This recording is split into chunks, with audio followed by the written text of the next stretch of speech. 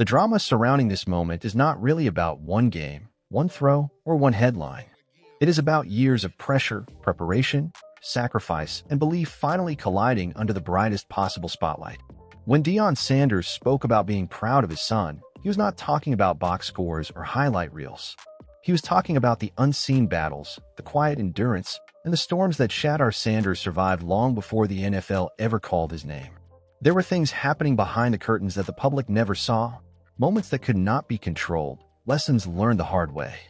What mattered most was that his son made it through, stronger and more aware, carrying himself like a young man who understood that greatness is not given, it is endured.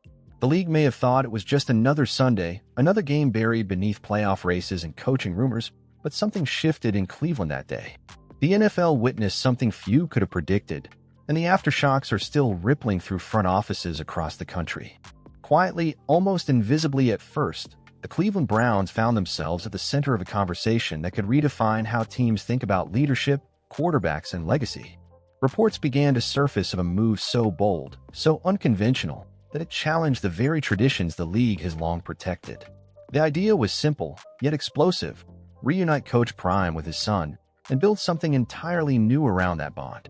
It all began on the field, in the most unglamorous way possible. Another close game, another struggling season, another reminder that Cleveland had been searching for answers for far too long. When the starting quarterback went down with a concussion, the moment arrived without warning. A fifth-round pick who had waited patiently, quietly absorbing criticism and doubt, suddenly heard his number called. Shadour Sanders stepped into his first NFL action with no time to ease in, no gentle introduction. The football world collectively held its breath, not just because of the name on the back of his jersey, but because of the weight that name carried. Miles away in Boulder, Deion Sanders was running a youth clinic when the news reached him. The emotion hit instantly and completely. This was not the polished, unshakable Coach Prime the world sees on television. This was a father overwhelmed by the magnitude of the moment. Years of planning, discipline, and sacrifice came crashing together all at once. His son was walking the same path he once walked, stepping into a league Deion himself conquered and defined. The tears were not about fear. They were about release. About knowing exactly what it takes to survive at that level, and watching your child willingly step into that fire. Shedeur's performance, on paper, did not tell a heroic story.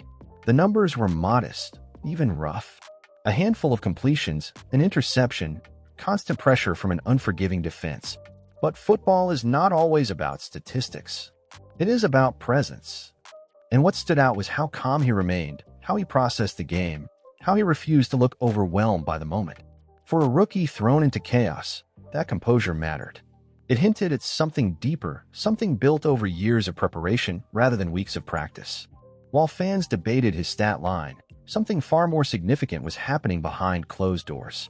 Whispers turned into leaks, and leaks turned into a narrative that felt too wild to be real. Cleveland, desperate for stability and direction, was reportedly considering offering Deion Sanders a contract that would place him among the highest-paid coaches in NFL history. Not just a coaching job, but full control. Authority over football operations, personnel decisions, and the power to shape the franchise in his own image. At the center of it all would be Shadour, positioned as the quarterback around whom everything else would revolve. At first glance, it sounded like fantasy. Another viral rumor designed to dominate timelines. But context matters. Cleveland has tried everything. Veteran quarterbacks, rookie saviors, experienced coaches, safe hires, bold trades. The result has always been the same cycle of hope followed by disappointment. What the Browns lack is not talent or effort, but belief. Faith from the fan base. Identity within the organization. Relevance on the national stage. Hiring Deion Sanders would instantly change all of that. Love him or hate him, he commands attention. Every game would matter. Every press conference would echo far beyond Ohio. Deion's words after his son's debut only added fuel to the fire. He spoke about knowing what truly happens behind the scenes, about understanding battles that outsiders never see. He emphasized the distinction between being a father and being a coach, a line he has walked carefully for years. That philosophy has already been tested in college, where accusations of favoritism were drowned out by results, discipline, and accountability. If anyone could handle the impossible balance of coaching his own son at the highest level, it would be someone who has already lived under brighter lights and heavier scrutiny than most. Shedeur's journey itself has been misunderstood by many. At Colorado, he played behind one of the weakest defensive lines in the country, absorbing hit after hit while still producing at a high level.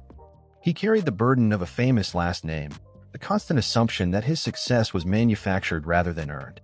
Yet he never complained, never made excuses, never cracked publicly. That kind of resilience does not come from privilege. It comes from preparation and mental toughness. The question that lingers is whether Deion would truly leave what he built in Boulder. On the surface, it seems unlikely. He transformed a dormant program, elevated its culture, and restored national relevance. But Deion Sanders has never been driven by comfort. He is driven by competition and legacy. The NFL is the ultimate proving ground. And if he believes that Cleveland offers the alignment, resources, and commitment necessary to give his son the best possible chance to succeed, then the move becomes far more plausible than it first appears. The risks are undeniable. Coaching in the NFL is a different beast.